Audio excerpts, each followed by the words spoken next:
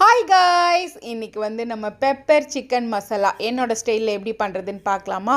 அதுக்கு வந்து ஒரு 2 டேபிள் ஸ்பூன் வந்துட்டு தனியா, 1 டேபிள் ஸ்பூன் சீரகம், 1 டேபிள் ஸ்பூன் சோம்பு, 1 டேபிள் ஸ்பூன் மிளகு, 2 சின்ன துண்டு பட்டை, 1 கிராம்பு, ஒரு ஏலக்காய் போட்டு அதை நல்லா சிம்மில் வச்சு வறுத்து மிக்சியில் பொடி பண்ணி வச்சுக்கோங்க. இன்னொரு கடாயில் கொஞ்சமாக எண்ணெய் ஊற்றிட்டு சோம்பு போட்டு தாளிச்சிட்டு கருவேப்பிலை, வெங்காயம் இதெல்லாம் போட்டு நல்லா வதக்கிக்கோங்க. வதக்கிட்டு அதோட வந்து கொஞ்சம் உப்பு போட்டு வதக்குனீங்க அப்படின்னா சீக்கிரமாக வெங்காயம் வதங்கிடும்.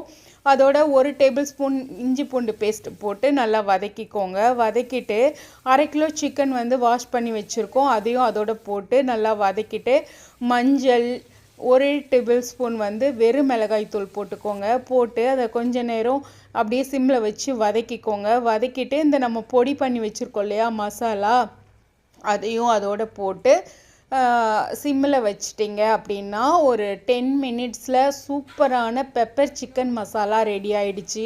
இதை நீங்கள் சிம்மிலேயே வச்சு செஞ்சிங்கன்னா செம்ம டேஸ்ட்டாக இருக்கும். இதில் தண்ணி எதுவுமே ஆட் பண்ணக்கூடாது. இதை வந்து நீங்கள் வெறும் ரசம் வச்சு இந்த சிக்கனை கூட வச்சு சாப்பிட்டீங்க அப்படின்னா செம்ம டேஸ்ட்டாக இருக்கும். சாம்பார் சாதம், பிரியாணிக்கு சைடிஷ்ஷாக வச்சுக்கலாம். நீங்கள் வந்து தேங்காய் சாதம் பண்ணி அதுக்கு சைடிஷ்ஷாக வச்சுக்கலாம். சூப்பராக இருக்கும். கண்டிப்பாக ட்ரை பண்ணி பாருங்கள்.